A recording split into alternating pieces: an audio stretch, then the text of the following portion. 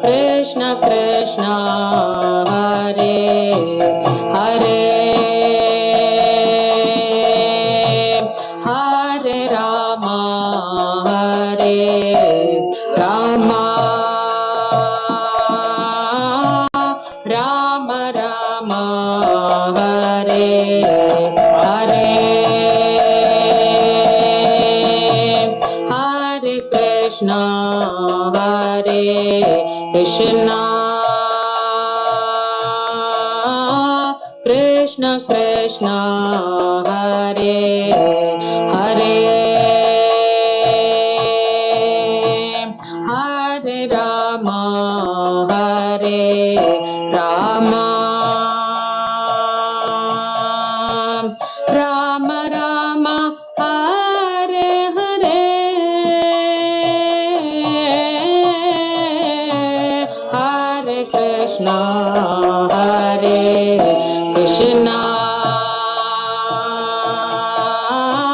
Krishna Krishna Hare Hare Hare Rama Hare Rama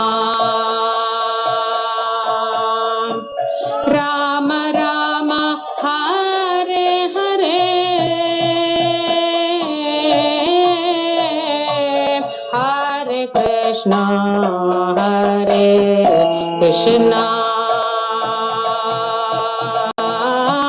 Krishna Krishna Hare Hare Hare Rama Hare Rama Rama Rama Hare Hare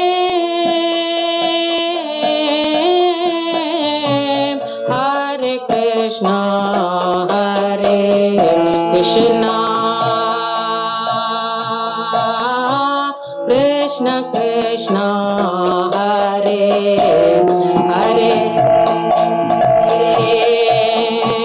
Hare Rama Hare Rama Rama Rama Hare Hare Hare Krishna Hare Krishna Krishna Krishna Hare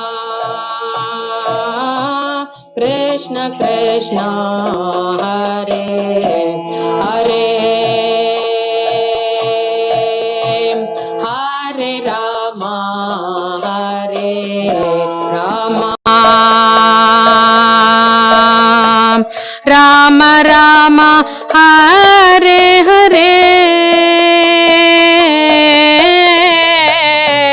Hare Krishna Hare Krishna Krishna Krishna Hare Hare Hare Rama Hare Rama Rama Rama Hare Hare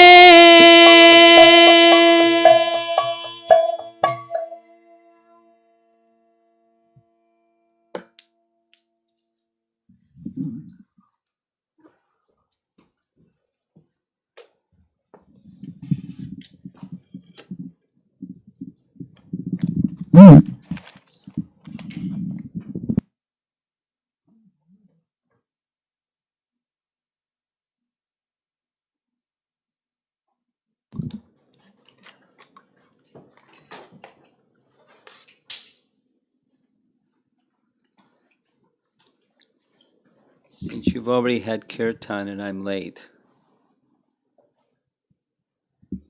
we'll just consider that nice kirtan to be our before class kirtan.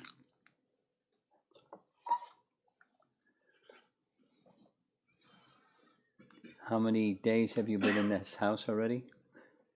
3 weeks. 3 weeks. How far is your place of work? My work is travel, Maharaj. Huh? My work is travel. So I Oh. had to go to New York City for my parents once the situation improves. Ooh. Okay. We're continuing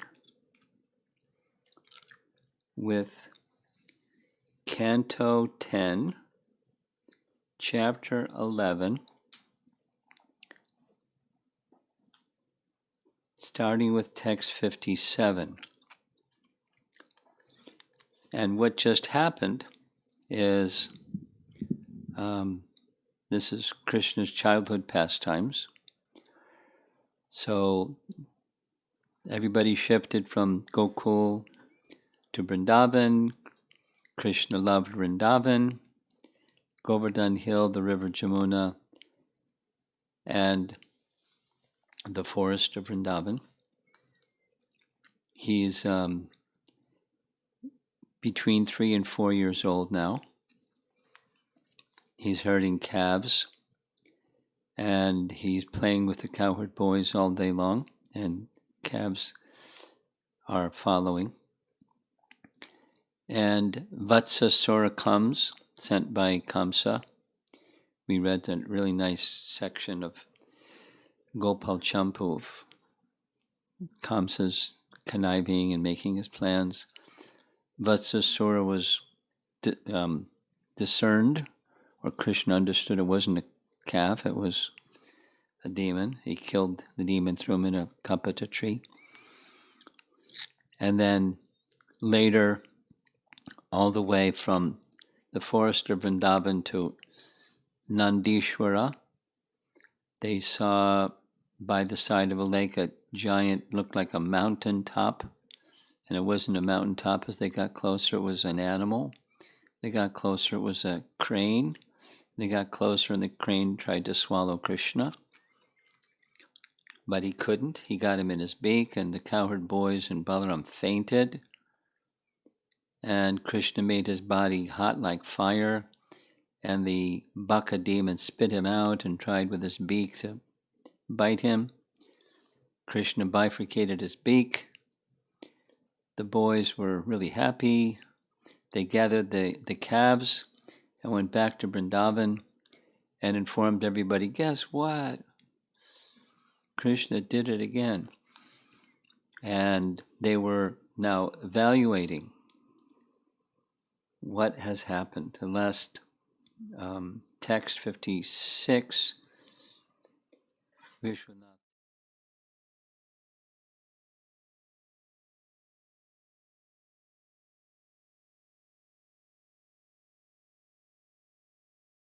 Formerly killed all these demons, and therefore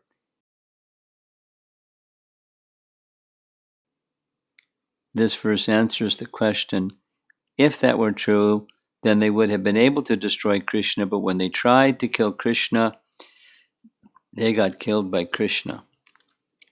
So now we're on the next verse. This is Nanda considering. The words of persons in full knowledge of Brahman never become untrue. It is very wonderful that whatever Garga Muni predicted, we are now actually experiencing in all detail. So the name-giving ceremony was done by Garga Muni, and he spoke some verses in chapter 8, which we're going to hear a little bit about later on. Those are repeated again in chapter 26. Chapter 26 is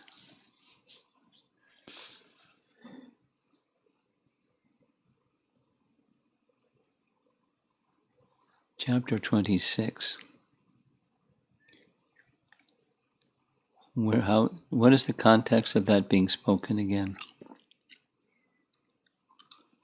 Chapter 26. Like when Nanda Maharaj was saved from the Varuna, then Nanda Maharaj. I'm not sure that's right. Let me look.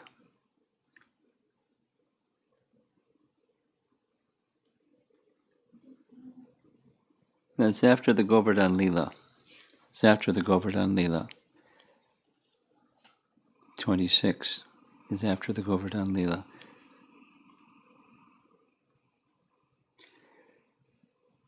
So now back to, so that it's repeated again in chapter 26. They're speculating, who is this boy? And Nanda Maharaj concludes, well, here's what Garga Muni said this boy is, and he recalled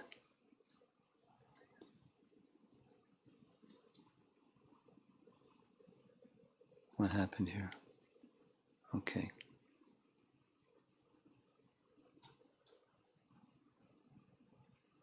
Something's wrong. Oh no.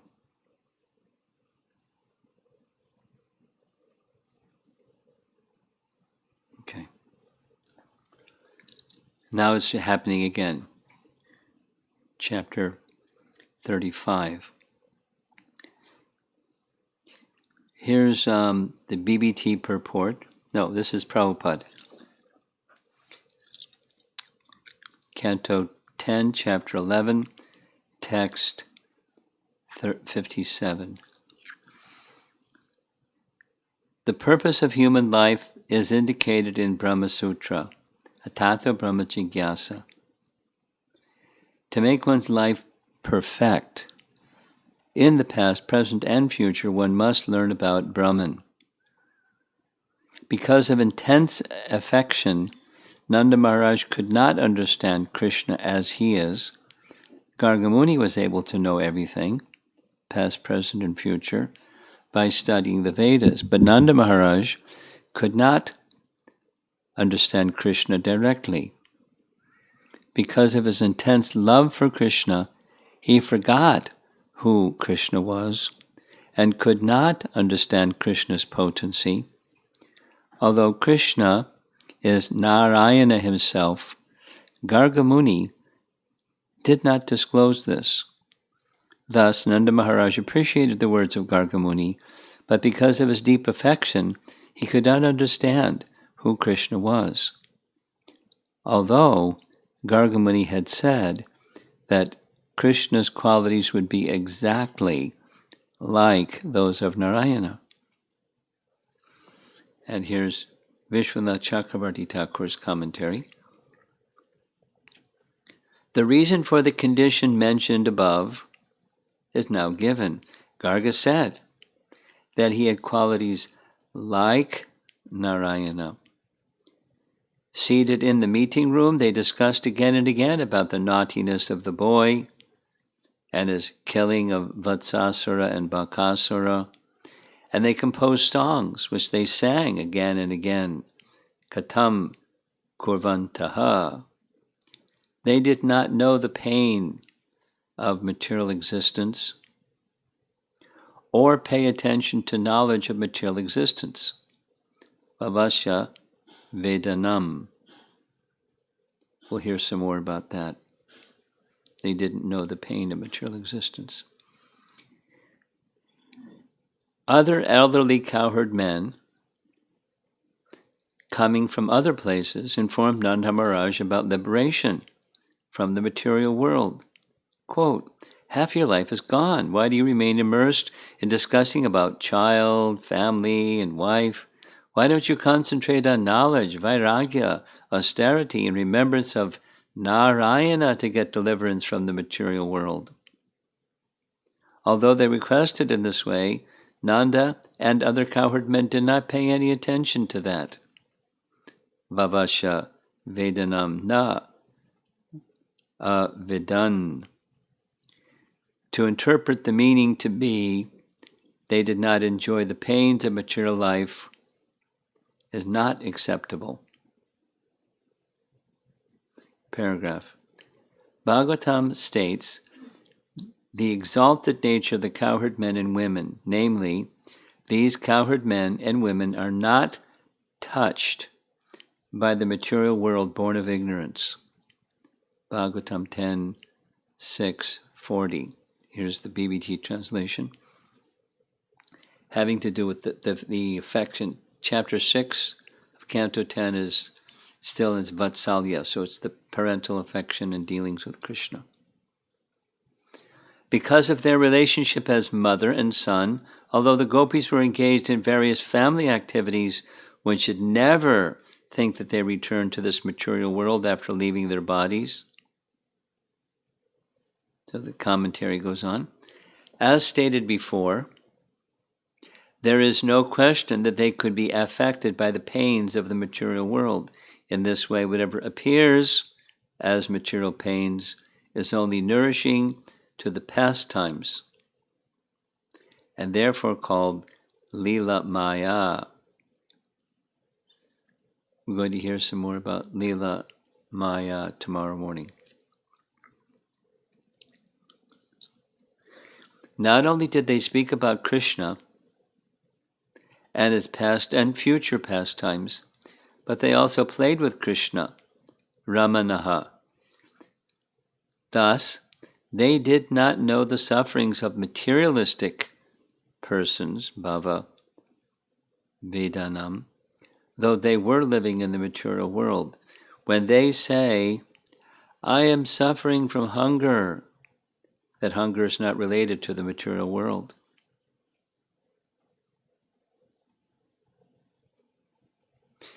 Jiva Goswami writes, though they showed the facts out of great affection as parents, they speak with wonder. The words of the devotee or persons who know the conclusion of the Vedas cannot be untrue. Garga. What Garga said is now experienced. Though Garga's words were secret, Nanda revealed Krishna's glory somewhat to the cowherds, since he was honest in nature and had affection for them as friends. Sanatana Goswami writes, though they knew the greatness of Krishna, they did not recognize him as the Lord out of great affection. He is some great person. They confirmed their thoughts with Garga's words. Aho! Indicates astonishment. We'll hear some more about astonishment too shortly. The words of the devotees who know the meaning of the Vedas are never untrue. That's Garga again. What he said has been experienced. Avabhavi. Because Nanda was a great devotee and had great affection for his friends, he revealed to the cowherds a little of Garga's words, glorifying Krishna, though they were secret words. This increased their affection for Krishna, since they had natural affection for him.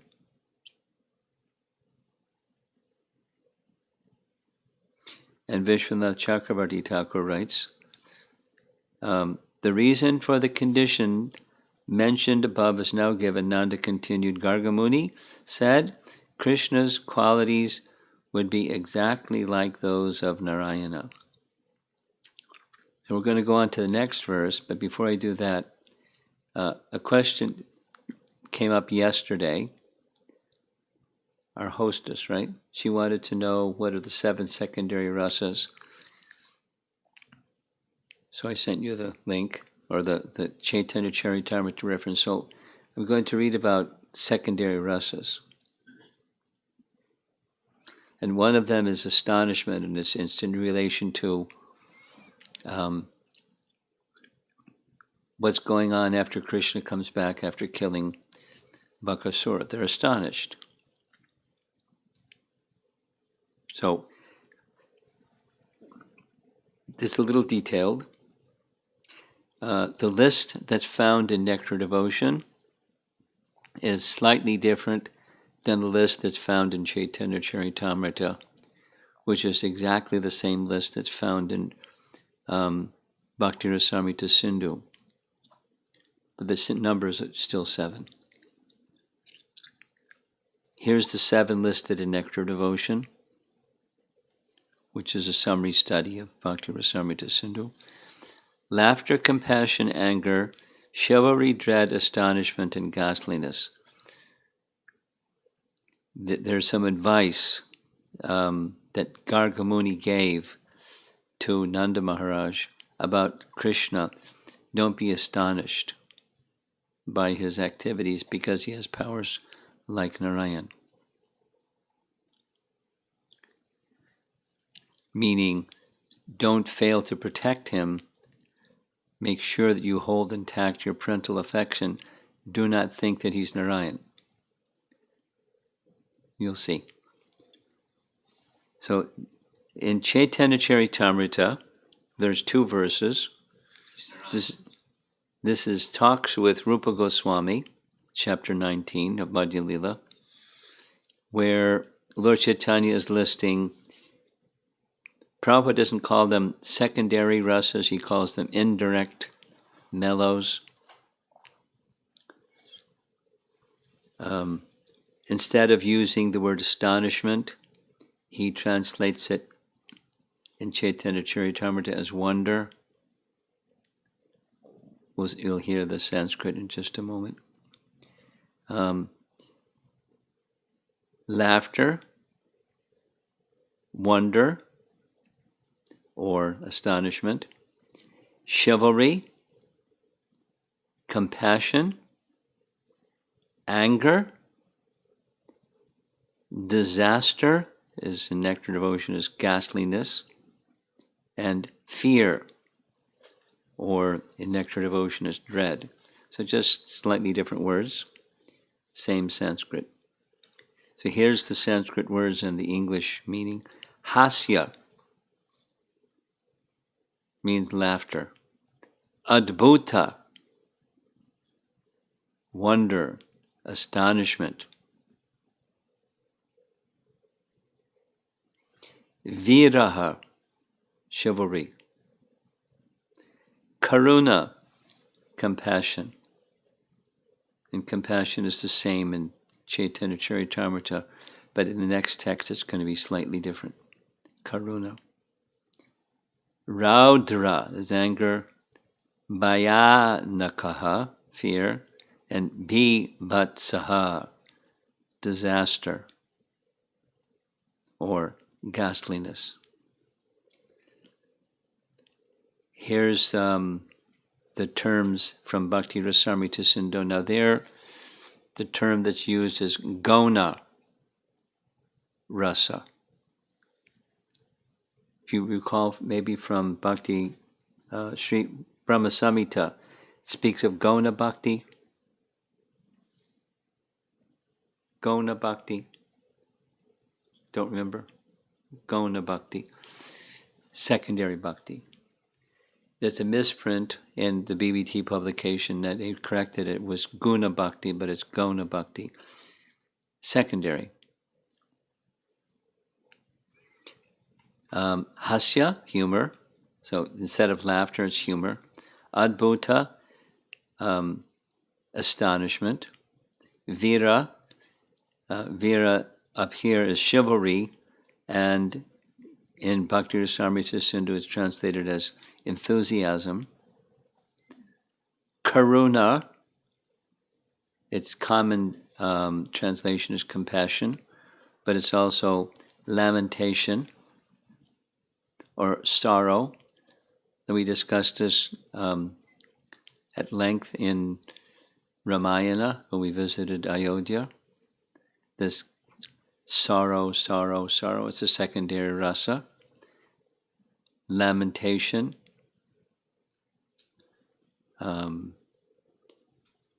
sorrow, and we'll hear something further about it shortly. But remember this karuna topic. Raudra, anger. Bhayanaka, fear. And bhivatsa, this is disgust. The way that it's translated here. Disgust, disaster, ghastliness. So similar terminology. Next is these 2 verses. Madhya Lila, chapter 19, text 187. In addition to the 5 direct mellows, there are 7 indirect mellows known as, and here they are again, the 7. Laughter, wonder, chivalry, compassion, anger, disaster, fear. And Srila Prabhupada's purport. These 7 indirect mellows are explained in Bhakti Rasamrita Sindhu 4.1.6. Then he explains each one, gives examples. Hasya Bhakti, laughing devotion, is explained as follows. Rupa Goswami says, when through devotional service a laughing attachment to Krishna is developed, it is called Hasya Bhakti Rasa by learned scholars. And Adbhuta Rasa is described when one's general attachment is fixed in wonder, it is called Adbhuta Bhakti Rasa. When Vira Bhakti Rasa is described when attachment to Krishna mixes with bellicose tendency. Bellicose means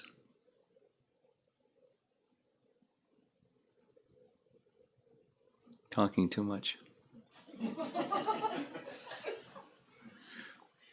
The charitable tendency or the merciful tendency of the heart of the devotee, such attachment is called Virabhakti.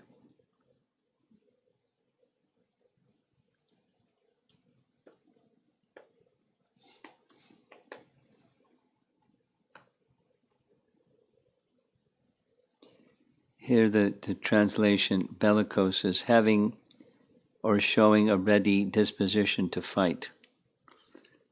So bellicose is not just verbal, it's other than beyond verbal. Chivalry, bellicose tendency.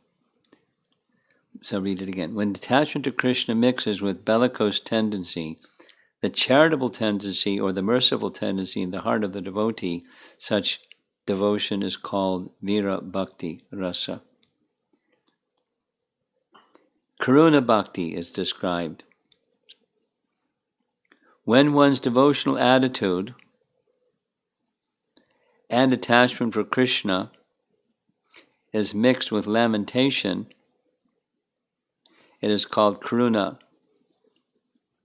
Bhakti Rasa. So Karuna, the general meaning, is taken as compassion. But here it's devotional mixed with lamentation. I'm going to read directly taken from Bhakti Rasamrita Sindhu, and the title is Karuna Bhakti Rasa, where Shoka Rati, Shoka means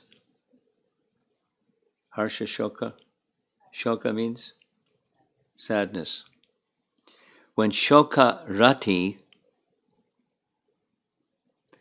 is nourished in the heart of the devotee by suitable vibhavas and other elements, it is called Karuna Bhakti Rasa. Though, this is the next verse, this is the beginning of a chapter, the whole section on Karuna Rasa. Though imperishably blissful Krishna can never fall into misery, Shoka, from his Swarupa bliss, because of particular varieties of prema, Krishna and his dear ones take on the appearance of falling into misfortune, like us being in the beak of Baka. And what the cowherd boys and Balaram felt when they saw that. And become the Vishaya of Karuna Rasa. That's a whole science.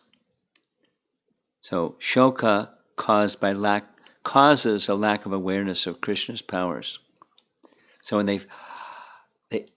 we heard Balaram, Balaram is powerful, he's as powerful as Krishna, but his affection for Krishna, the primary rasa, the primary bhava, sthai bhava, is so strong.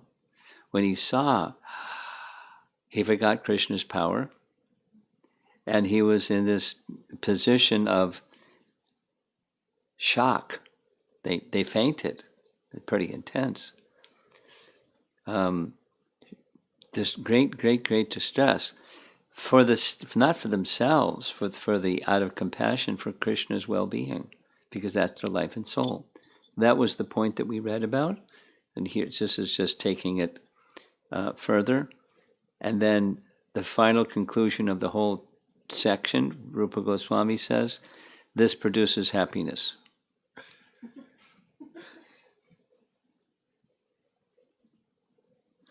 Like we discussed in Ramayana, the sorrow and sorrow and sorrow is a secondary rasa that enhances the primary rasa, and it's actually an ecstasy. It's a part of the mystery of Krishna Bhakti. So back to this list. Bhayanaka Bhakti Rasa. When devotion is mixed with fear, is called Bhayanaka Bhakti Rasa. When one's attachment for Krishna develops in an abominable way, and the devotee enjoys it, it is called Bhibhatsa Bhakti Rasa. So here's the conclusion. And all of this is just because it's about what we're about to read. Garga's words about Krishna. Who is he? In conclusion, when a pure devotee is situated in any one of the 5 principal mellows, list them, and that mellow is mixed with one or more of the 7 indirect bhakti rasas, list them, the indirect mellow becomes prominent. It rises and then it falls and subsides. The primary rasa is there all the while. It's just enhancing the experience of happiness. So here's commentary on this verse 57 that's discussed by Jiva Goswami way back in chapter 26. This is Wonderful Krishna. This is after the Govardhan Leela. And Jiva Goswami is quoting the Sanskrit first for Garga's message to Nanda. And I could read the Sanskrit. Well, Narayana Samo Gunai, that is, he has qualities as good as Narayana, the same as, equal to, qualities as Narayana. Shriya, his opulence. Kirtya, his name and fame. And Anubhavena, and his influence, just like Narayana. And so, Tat Karmasu na Vismayaha, don't be astonished by his activities. So this is the translation. Jiva Goswami's rendering of that verse from chapter 26. Therefore, Ananda Maharaj, this child of yours is as good as Narayana in his transcendental qualities, opulence, name, fame, and influence. He is exactly like Narayana, Samaha. Thus, you should not be astonished by his activities. And then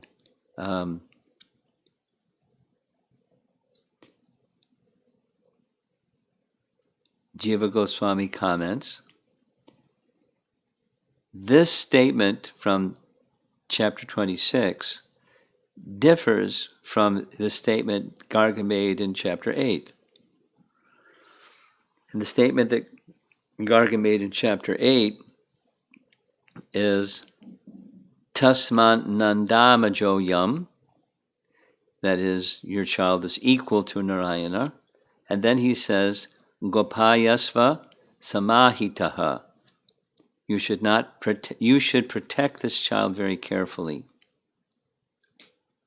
And I'll explain. I'll summarize this after reading all this. Out of humility, Garga hints that everyone should protect the child. Gopayasva Samahita. Protect the child very carefully with possessiveness. That's a word that our acharyas use regularly to indicate the intensity of affection. And for parents, in transcendental sweetness of their love for Krishna, it's a possessiveness of him. Their dedication of devotion is exclusive to him. Nothing else matters. So, out of humility, he hints that everyone should protect the child with possessiveness, since he has extraordinary qualities. But he states it in another way. In the last line, one should not be surprised by his activities. The child of Nanda is equal to Narayana in qualities. One should not be astonished by the activities of the son who is like Narayan. But you should not become indifferent to protecting him by becoming astonished. If you remember, astonishment results in one forgetting his potencies. So don't become so astonished that you don't protect him. You're the primary mood, Nanda, is your affection for him as your son. So don't stand back when he shows his divinity. You're his father, and be protective of him. Let the primary sweetness predominate. Don't be overwhelmed by his majesty, by his power. But protect him with possessiveness, because he has these extraordinary qualities. Mentioning his activities, Nanda also indicates, he's explaining all this to, this is chapter 26. Do not be astonished that he is the natural object of our prema and naturally feels prema. They are, however, not aware that the cause of that love is their relationship. Excuse me, I'll read it again. They are, however, not aware that the cause of that love is that their relationship is natural and eternal. They were aware of Garga's words previously, for after killing Baka, they said, the words of persons in full knowledge of Brahman never become untrue. It is very wonderful that whatever Garga Muni predicted, we are now actually experiencing in all detail. So this reference is from chapter 26. So it's discussed in chapter 8, chapter 11, which is what we're discussing this evening, and chapter 26. There's a theme, and it's kind of growing by saying it in different ways at different times.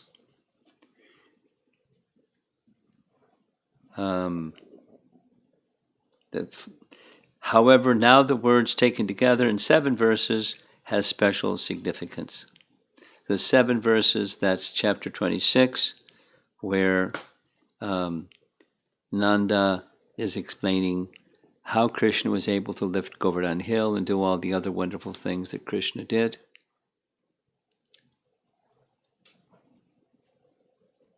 Same as what they're doing now in chapter 11.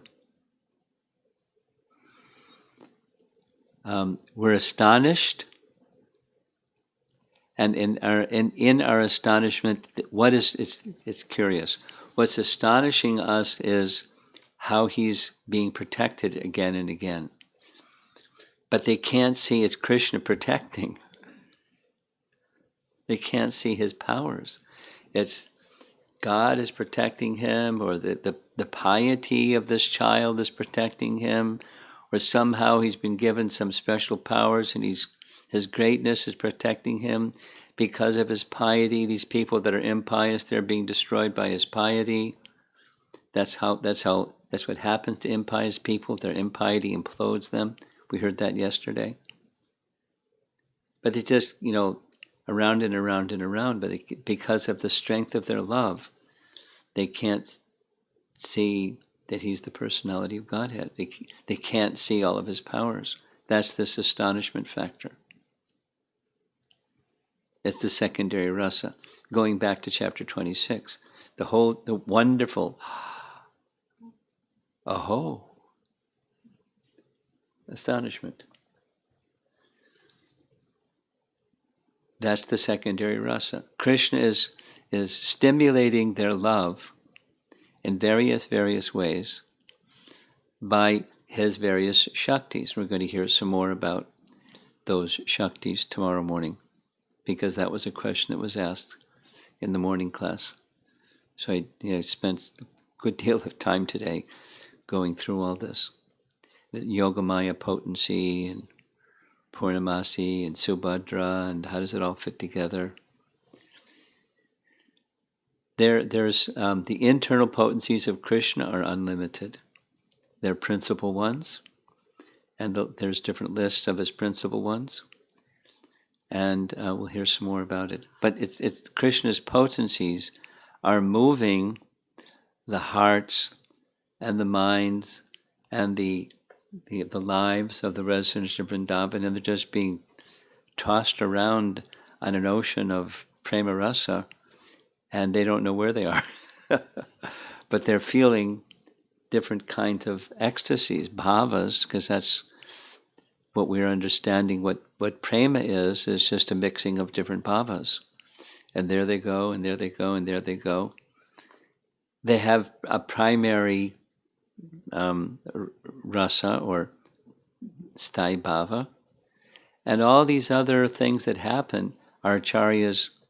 I mean, I never read the Krishna book like this before, or the 10th canto like this before, but acharyas are taking it and fluffing it out and fluffing it out, and they're appreciating, and through them we can appreciate what's the nature of Vraja Prem. It's just this concert of primary rasas mixing with different bhavas and having different expressions of loving exchange with different transcendental feelings that are completely pure. And like this point of they have no material pangs. They have pangs, but it serves as an impetus for ecstatic love for Krishna, whatever it is. So their forms are completely spiritual, and one can become like them by spiritualized forms and still, perceive things and recognize things and deal with things in practical ways, but with Krishna at the center. That's the life of Krishna consciousness. That's the life of Krishna bhakti. And Krishna bhakti in its most exalted stage, the superlative stage, is this Braja bhakti or Braja prem. Really very special.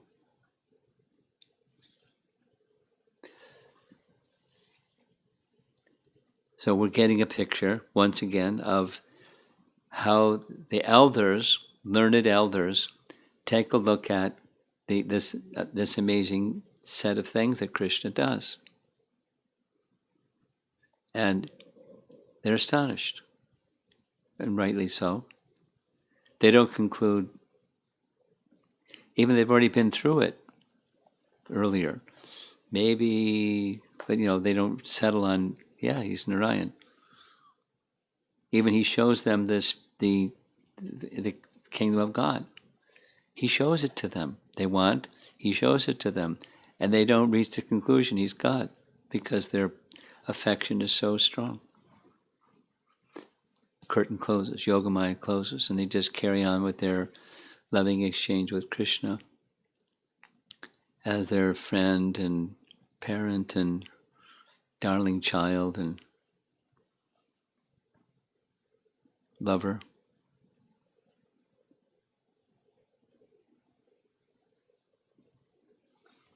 We'll hear some more about that tomorrow, the Yogamaya potency and how that works.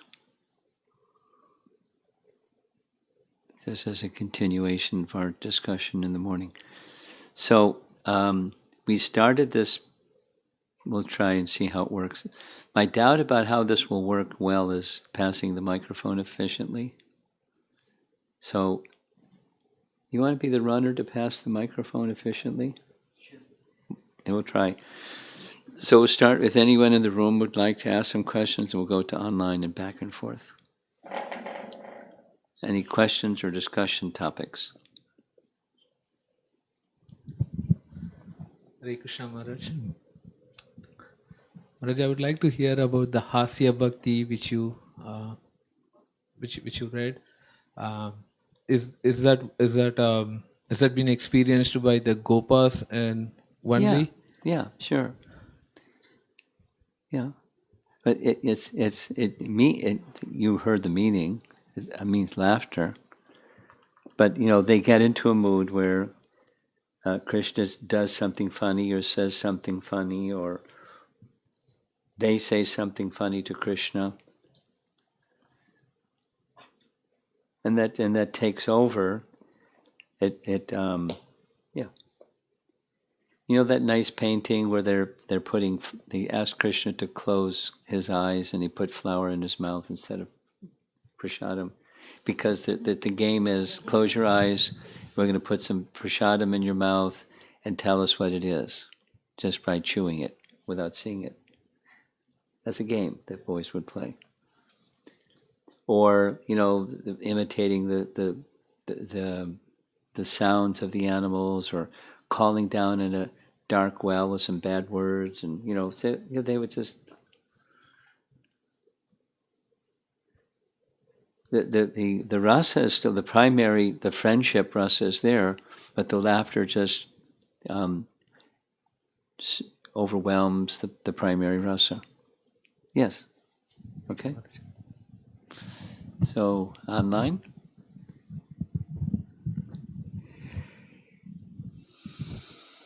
This is Kirti Prabhu's question. I heard when the 5 primary rasas come in contact with 7 secondary rasas, the secondary rasa becomes dominant. Yes. While maintaining the primary rasa. Yes. Could you kindly give example of a personality who served Krishna in Shantarasa and Bibhatsa? No.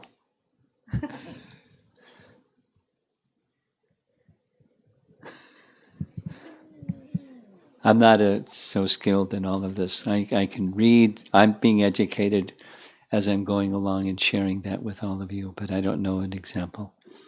You can look one up. If you can find one, then you can share that with us later. Kirti. Guru Maharaj, did you say that bhakti in abominable way? Say it again. Bhakti in abominable way. Did you say like that? I'm just reading, so it's not like I don't understand. What does that mean? If I had an example, I'll tell you what. I'll see if I can find an example. So, and what's the principle is,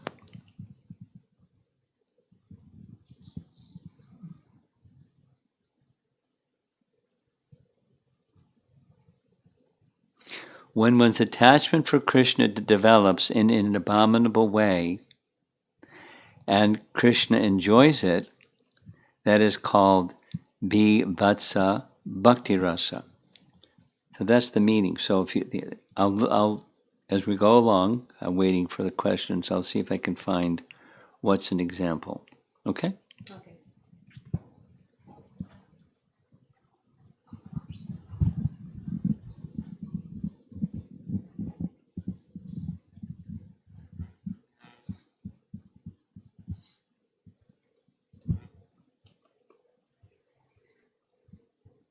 Go ahead. So Kirti Prabhu is asking, does Bhishma come in the category of Shanta and Bibhatsa? No. He's dasya and astonishment. Excuse me, chivalry, vira.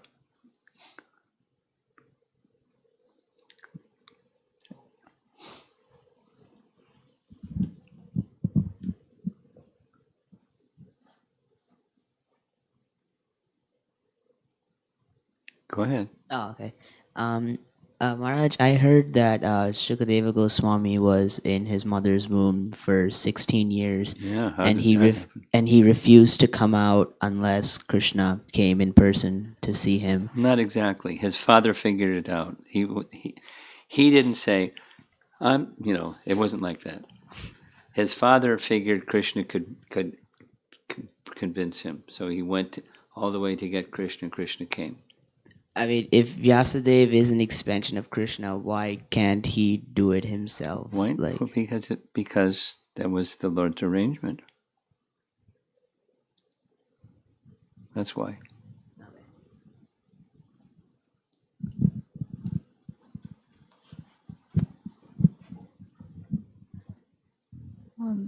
Megha Mataji has a question, yesterday's hostess.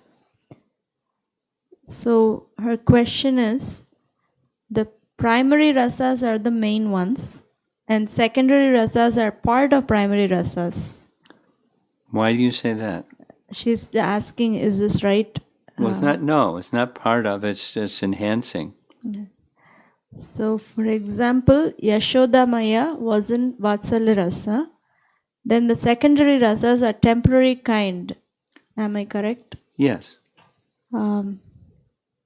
So the different secondary rasas come and go, Yes. and Vatsalya Rasa remains. Yes. That's correct.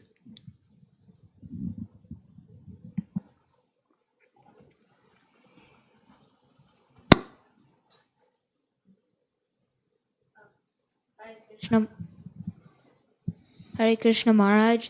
So my question is that why can't Krishna just take us all back to whoever wants to go back to Godhead? He's just- ready. He's inviting us. Like why can't he just take us? Because he doesn't immediately? interfere with our free will.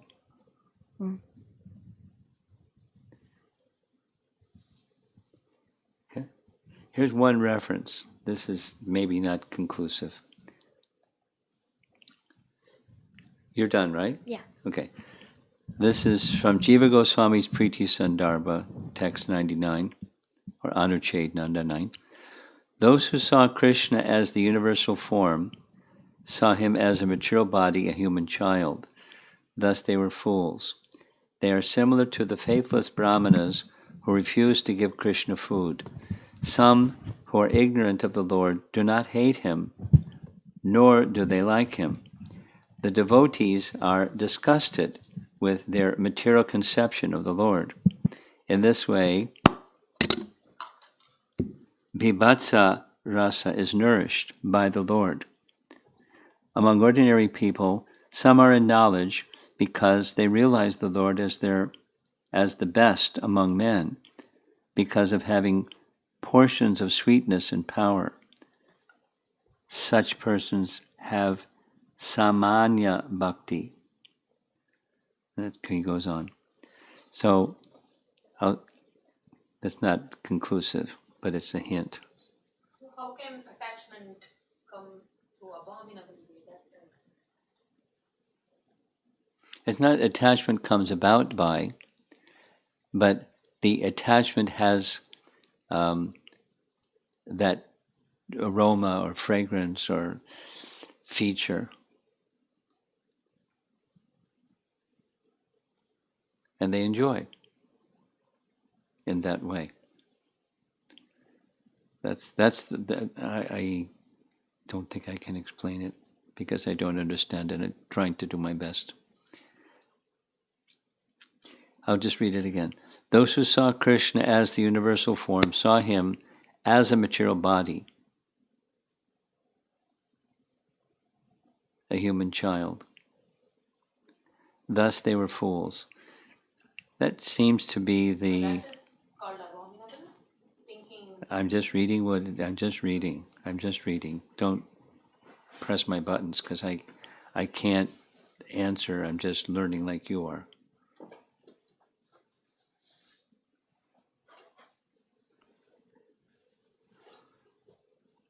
They are similar to the faithless brahmanas who refuse to give Krishna food. Some who are ignorant of the Lord do not hate him, nor do they like him. The devotees are disgusted with their material conception of the Lord. In this way, Vibhatsa rasa is nourished by the Lord.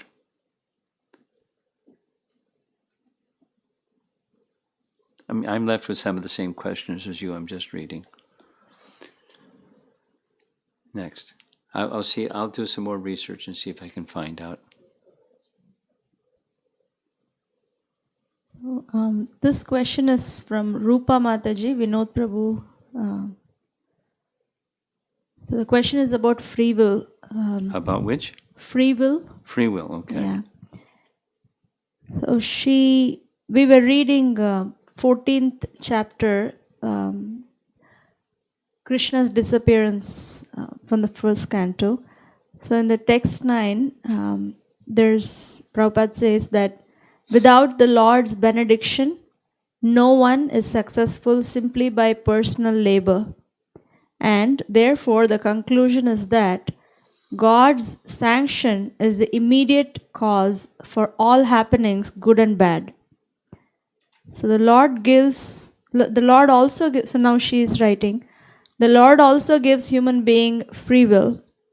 How would I understand the things that happen in my life is from my free will or from Lord's sanction? Because many times I let things happen thinking it's Krishna's will and is bound to happen. But it could be just that my free will acting upon, and probably I could have acted better instead of just allowing things to happen the way it is. So punchline is action of a living entity's free will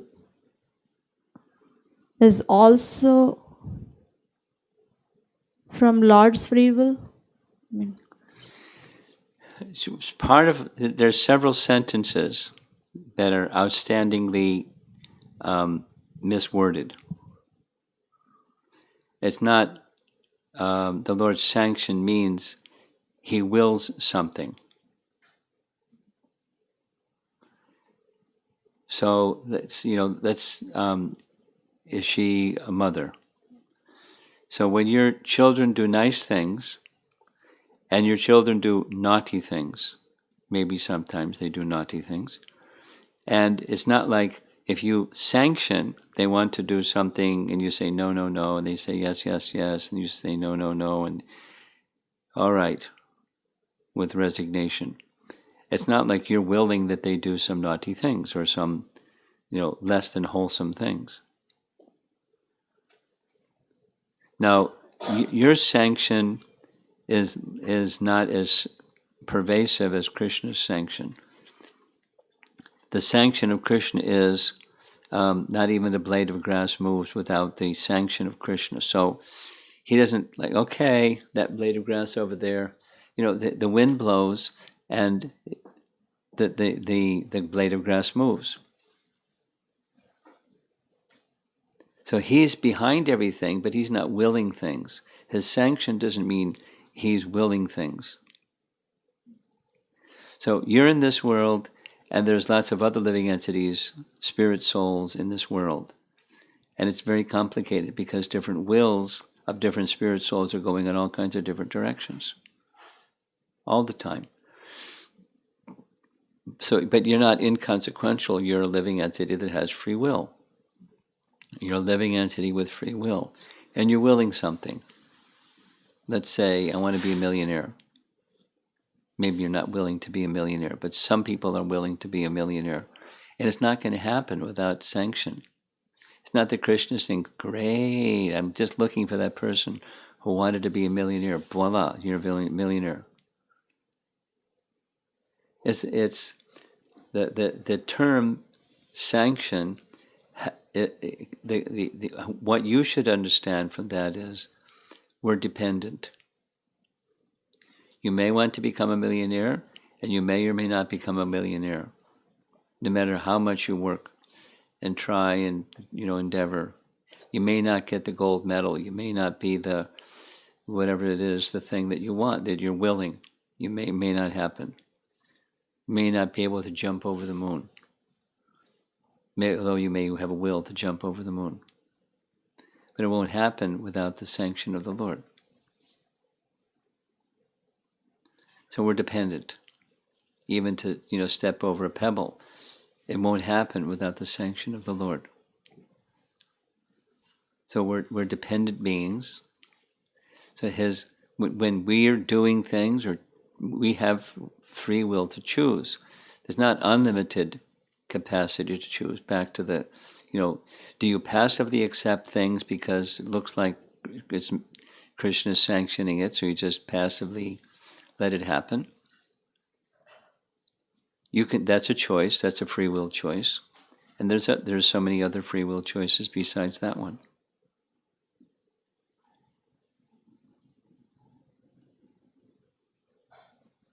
So, make your free will choices wisely. But just because you're making a free will choice doesn't mean it's going to happen. It has to be sanctioned. You can't jump over the moon unless it's sanctioned. But then you can maybe jump over the moon if it's sanctioned.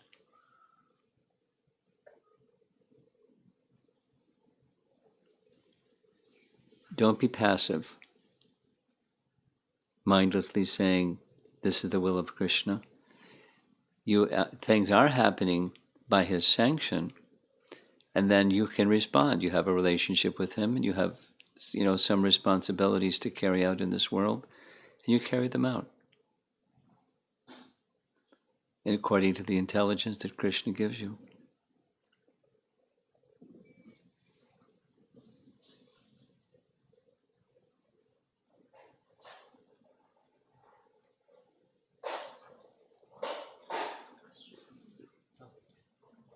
Anything else in the room?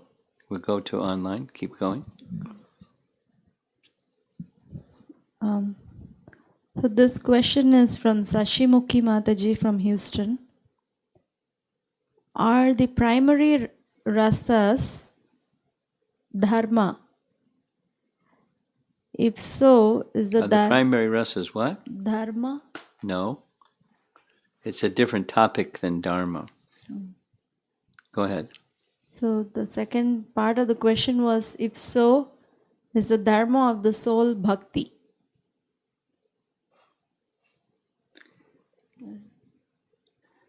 It's not if so, but yes, the dharma of the soul is bhakti.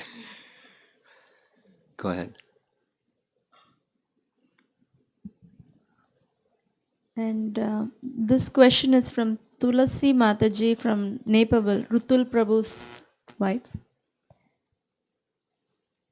Maharaj, you said that Yashoda, Nanda Maharaj, Radharani, Dasharatha are all expansions of Krishna. I didn't say that. Nice try. So we are part and parcel of Krishna. So are we also expansions of Krishna? Well, in one sense, Krishna is the source of everything and everyone. There isn't something that exists that's not Krishna's expansion. So as Rama is Krishna's expansion, and Rama has his potencies, and Rama expands his potencies in different manifestations and so forth. And in the highest sense, everything is Krishna's expansion. But then in a more particular sense, they're expansions of Krishna that have their own sub-expansions.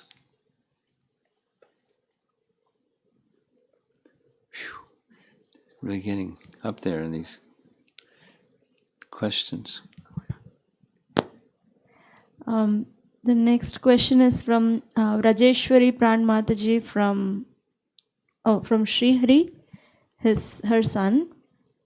In the spiritual world, if we are 100% Krishna conscious, how come our mind and free will chose to come here?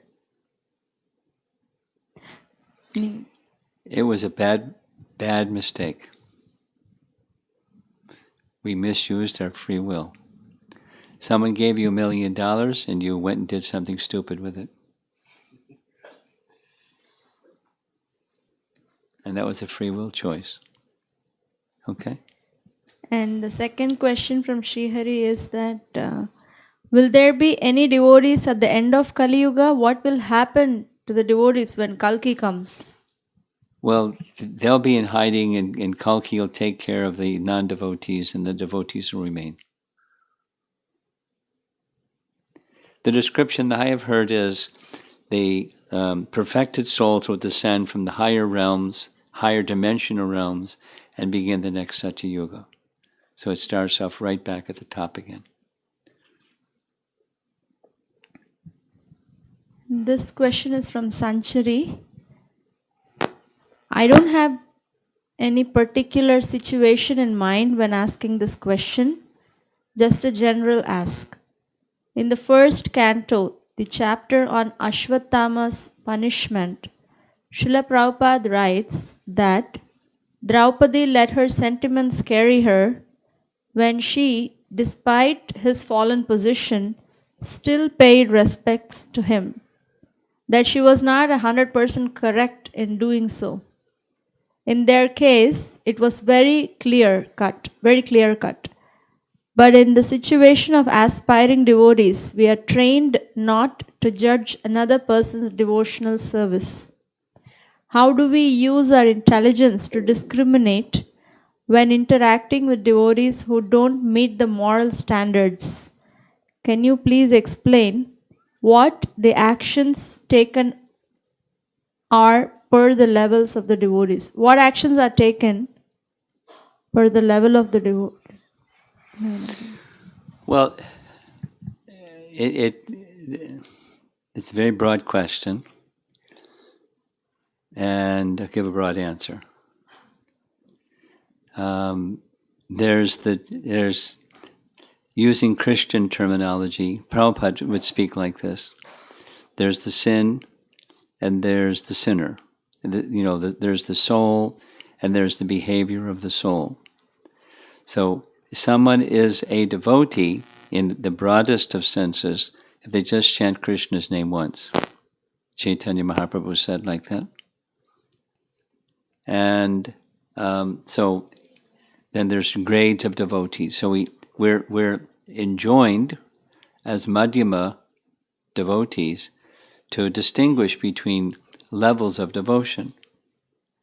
We're not judging, but someone's on the Kanishta, someone's on the Madhya, someone's on the Uttama position.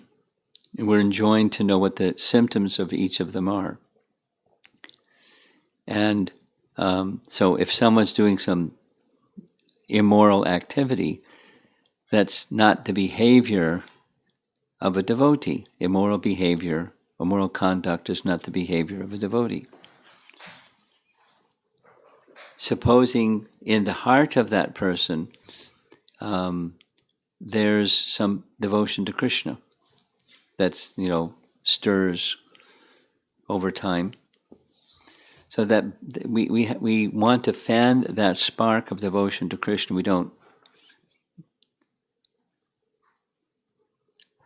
What I think she's asking is, how should she or we regard persons who are in the devotee community, but they're doing non-devotional and even bad conduct types of things, or immoral or totally improper kinds of things. So how we should regard them is they've forgotten Krishna. They're covered by sensual weakness and misdirected behavior, bad association. And so we regard where they are in their spiritual position at the moment, see their spiritual identity, and depending upon the nature of what they've done. Supposing it's child abuse. That's a line that doesn't get crossed. It's the police need to deal with that person. And we have our, we maintain standards of how we protect. Now, even while we're protecting, we're not condemning the person, we're just protecting innocent people. and keeping that person from a situation where they can again perpetrate such wrong things. So what's appropriate depends upon the misconduct or the deviation, and how we regard the individual should go to the soul within, and the bhakti that's connected to the soul within. Encourage that and take appropriate actions according to the degree of misconduct, the nature and the degree of the misconduct. That's a long answer for a very broad question. This question is from Satish Bhatnagar Prabhu. Is there a correlation between the 12 rasas and the 12 notes in an octave?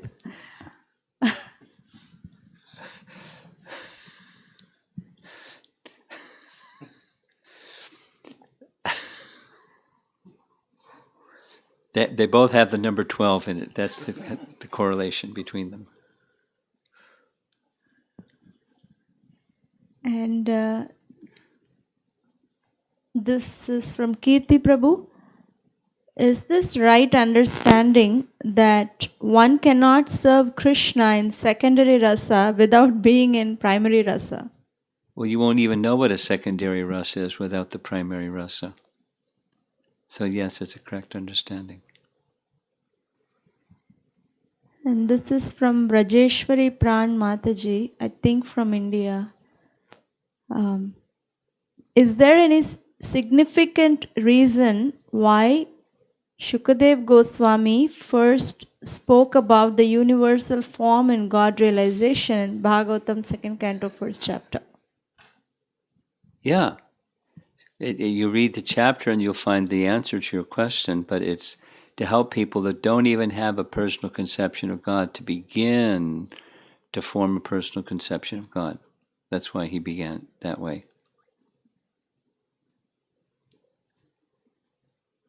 Is that it?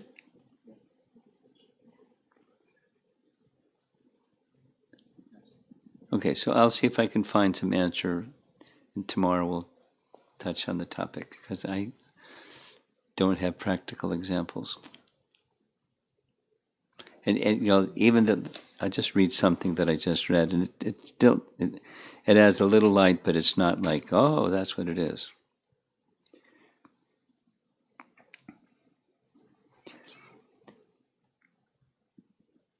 Here's a verse from Canto 10,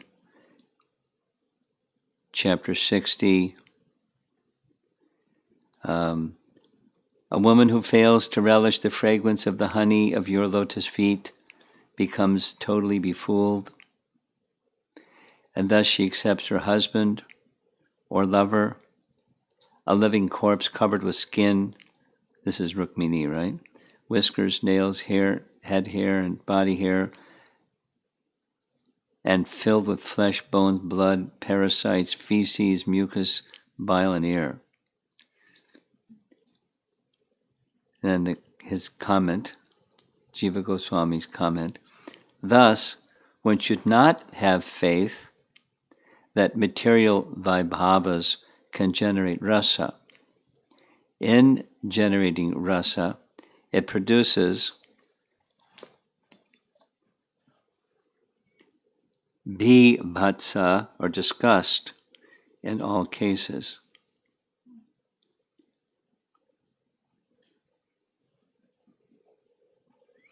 Now we heard there's material and spiritual rasa, so I'm still not clear what is the secondary rasa. So there's material disgust and there's the spiritual. Not clear. Okay. Prabhupada ki Jai.